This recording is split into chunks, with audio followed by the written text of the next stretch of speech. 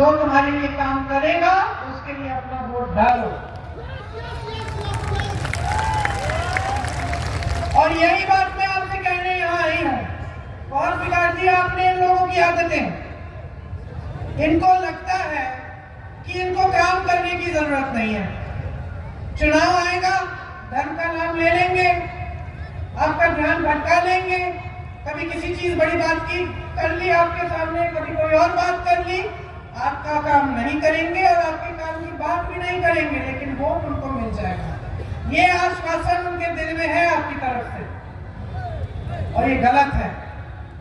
आपसे शिकायत है, आप जागरूक नहीं बन रहे हो।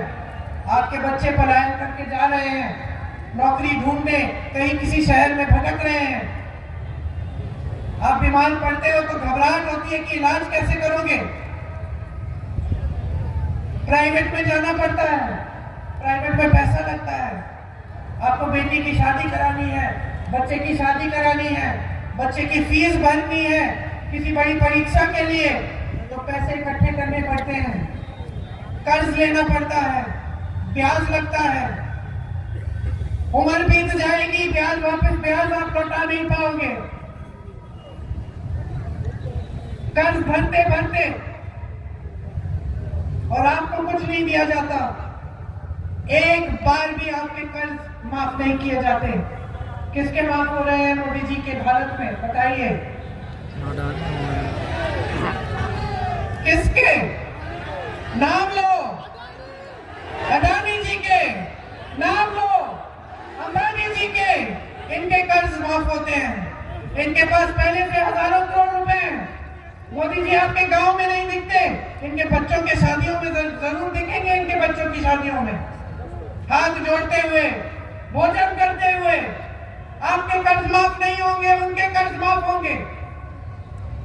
यह है मोदी जी का भारत, मोदी जी का साम्राज्य, जिसमें 65 लाख वोट बिहार की जनता के काटे गए हैं, जिसमें वोटों की चोरी हो रही है। क्योंकि अब घबराहट हो रही है कि शायद जनता का मूड बिगड़ गया है, जनता अब नाराज हो रही है, अब जागरूक हो रही है। जनता समझ रही है कि ये मोदी जी चुनाव के समय आके बड़े बड़े वादे करते हैं और उन वादों को पूरा नहीं करते। शायद दशक हो गया है कि उन्होंने कहा था 2 करोड़ रोजगार देंगे देश में। कहाँ है आज? चुनाव के समय आए, फिर से 2 दिन पहले कहते हैं 1 करोड़ रोजगार देंगे बिहार को। तो दिए क्यों नहीं? 10 साल हो गए, दिए क्यों नहीं? हम पलायन करके क्यों जा रहे हो दिल्ली, मुंबई, कलकत्ते? अगर आपको रोजगार दिया होता, अगर अपने वादे पूरे कर किए होते तो ये परिस्थितियां होती आपकी कि आपके परिवार ही अलग हो रहे हैं। क्योंकि एक सदस्य कहीं दूर है, नौकरी कर रहा है, बेचारा कमाने की कोशिश कर रहा है मुश्किल से मुश्किल परिस्थितियों में, और बाकी परिवार यहाँ है और मुश्किल परिस्थितियों का सामना कर रहा है। तो कैसा जीवन है ये जो आपको दिया है इन लोगों ने? क्या किया है आपके लिए? और कब जागेंगे आप? कब तक ये बातें चलेंगी कि धर्म के नाम पर, जाति के नाम पर, किसी और चीज के नाम पर ये जो झूठा राष्ट्रवाद है इनका, कि जब जब चुनाव आता है तो ये बातें करते हैं। 2-3 दिन पहले मैं मिली एक पुलवामा के शहीद के परिवार से। पूछिए इनसे क्या किया है इन्होंने उन परिवारों के लिए, उन शहीदों के लिए। सेना को मजबूत करने के लिए क्या किया है? अग्निवीर ले आए। मुझे मालूम है कि कितनी आशाओं को लेकर बिहार के नौजवान तैयारी करते थे, प्रशिक्षण करते थे सेना में भर्ती होने के लिए। दिल में राष्ट्रवाद की भावना, देशभक्ति की भावना लेकर मैंने खुद अपनी आंखों से यूपी में देखा है। 4 बजे सुबह 10-15 लड़के गांव में जा रहे। मैं गांव में क्या पूछोगे क्या कर रही थी 4 बजे सुबह? मैं पुलिस मेरे पीछे थी। मैं जा रही थी लखीमपुर खेरी, क्योंकि भाजपा के मंत्री के बेटे ने 6 किसानों के अपनी गाड़ी के नीचे कुचल दिया था। तो मैं उन परिवारों से मिलने जा रही थी, पुलिस मेरे पीछे थी। मैं 4 बजे सुबह गांव में थी। गांव में मैंने देखा 10-15 लड़के आ रहे हैं। मैंने कहा ये 4 बजे सुबह क्या कर रहे हैं? वर्जिश कर रहे थे, दौड़ लगा रहे थे। किस लिए? सेना में भर्ती होने के लिए। बातचीत हुई, उस समय अग्निवीर नहीं था और सब बच्चों ने बोला कि हमारा बड़ा दिल है कि हम देश की सेवा करें, हम सेना में भर्ती होंगे, अच्छा वेतन मिलेगा, अच्छी नौकरी भी मिलेगी, घर परिवार की हम देखभाल कर पाएंगे। मोदी जी ने क्या किया? अग्निवीर ले आए। नील जी आगे देखिए। नौजवानों के सपने चूर चूर हो रहे हैं पूरे देश भर में। बिहार में पेपर लीक हो रहा है। आप परीक्षा देने जाते हैं, आपका पेपर लीक होता है, फीस भरते हो, कौन की फीस भरते हो? परीक्षा केंद्र में पहुंचने के लिए आप पैसे खर्चते हो, ट्यूशन के लिए आपके परिवार किसी न किसी तरह जुगाड़ करके पैसे इकट्ठे करते हैं ताकि ट्यूशन की फीस भरें। आप पेपर देते हो, रिजल्ट नहीं आता, पेपर लीक होता है, कोई कहीं पे पैसे खा रहा है उन पेपरों को लीक करा के, और आपका भविष्य बर्बाद हो रहा है। और ये एक बार नहीं, एक परीक्षा के साथ नहीं, बार बार हो रहा है। नौजवान इंतजार करते रहता है कि कहीं नियुक्ति हो जाएगी, कहीं नौकरी नहीं लेता, सोचता है कि चलो 6 महीने में तो आ जाएगा रिजल्ट, नियुक्ति हो जाएगी। साल पे साल गुजर जाता है, शादी नहीं हो पाती, नौकरी नहीं लग रही है, भविष्य बर्बाद हो रहा है। 26 साल का, 27 साल का, 28 साल का हो रहा है, कुछ होने नहीं वाला। जिस प्रदेश से सबसे बड़े बड़े IAS officer, IPS officer, IFS officer होते थे, शिक्षा की व्यवस्था इतनी ठोस, इतनी बढ़िया थी,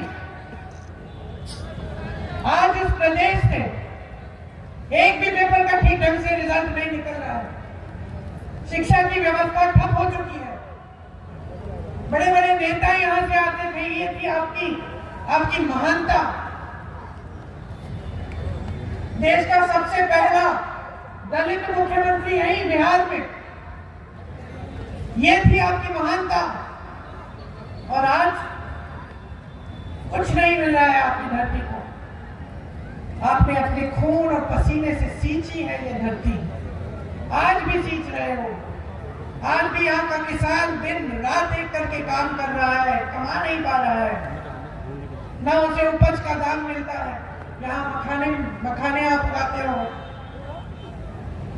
मक्का उगाते हो, क्या मिलता है आपको? कोई न्यूनतम समर्थन मूल्य है? मोदी जी ने गुजरात में जो खाकरे फेफड़े होते हैं, जो भी कहते हैं उसको खाकड़ा, पता नहीं फेफड़ा, मुझे नहीं मालूम, खाकरे पे जो ड्यूटी थी वो तो कम कर दी उन्होंने, यहाँ मकानों पे क्यों नहीं की? जब अमेरिका ने टैरिफ लगाया वहां कर दिया। आज यहाँ पे आपको ठेकेदारियां भी नहीं मिल रही हैं, दूसरे प्रदेशों से आ रहे हैं यहाँ पे ठेकेदारी करने के लिए। सच बात है कि नहीं? आप ऐसे कह रहे हो, हाँ सच बात है ना? ये है मोदी जी का भारत, ये आपके लिए नहीं चल रहा है। आज यहाँ का किसान कमा नहीं सकता, उसको उपज का दाम नहीं मिलता, उसको सही समय पे खाद नहीं मिलती। खाद वितरण केंद्र में जाओ तो इतनी बड़ी लाइन लगी रहेगी, उसको न्यूनतम समर्थन मूल्य नहीं मिलता। ट्रैक्टर खरीदने जाएगा तो जीएसटी इतना देगा कि मुमकिन ही नहीं है। पेट्रोल डीजल महंगा है, ना ठीक ढंग की व्यवस्थाएं हैं यहाँ कोल्ड स्टोरेज की, मंडियों की, तो खेती किसानी से कमाई नहीं हो रही है। रोजगार इन्होंने सारे खत्म कर दिए। बड़ी बड़ी सरकारी कंपनियां थी, उससे रोजगार मिलता था, आज क्या मिलता है? उनको भी ठेकेदारी पे डाल दिया है। वहां पे भी जो नौकरियां हैं या निजीकरण कर लिया उनका, अडानी जी अंबानी जी को दे दिया है। देश के बंदरगाह, देश के हवाई अड्डे, देश के खदान सब अपने बड़े मित्रों को दे दिए हैं, तो कहां से आएगा रोजगार? आप छोटा कारोबार अपना शुरू करने की कोशिश करेंगे, करते हैं तो भी सरकार सहायता नहीं देती। फिर भी जीएसटी, नोटबंदी, हर तरह की अजीब अजीब नीतियां, जिससे आपका तो फायदा नहीं हो रहा है। तो अब जागने का समय है। बदलाव लाना है कि नहीं लाना है, ये तय करो। अपना भविष्य बनाना है कि नहीं बनाना है। मेरी बहनें यहाँ बैठी हैं, महागठबंधन की सरकार ने कुछ सोचा है आपके लिए, और घूस नहीं है जैसे ये लोग देना चाह रहे हैं। इनको घूस की इतनी आदत हो गई है कि ये सोचते हैं कि बिहार की महिलाओं को भी घूस दे देते हैं, वोट ले लेंगे 10,000 रुपए लेके। 10 सालों से आपके लिए 1 रुपया नहीं था। चुनाव के 10 दिन पहले आपको 10,000 रुपए पकड़ा रहे हैं। बहनों, बहुत समझदार हो, नियत समझते हो तो।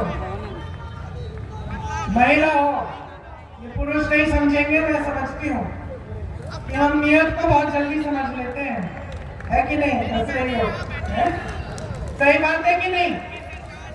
अगर हम लड़का देखने जाएंगे अपनी बेटी के लिए तो सबसे पहले क्या देखेंगे, किसकी नियत ठीक है कि नहीं, है कि नहीं? नियत सही नहीं लगी तो कभी नहीं मानेंगे हम, सही बात है? तो नियत पहचानो। गांव में, समाज में आती है पहचान भी, तो अब नेताओं को भी पहचानो। 10 सालों से कुछ नहीं किया, यहाँ पे आप पे अपराध 3 गुना बढ़ा है, रोजगार नहीं मिलता महिलाओं को।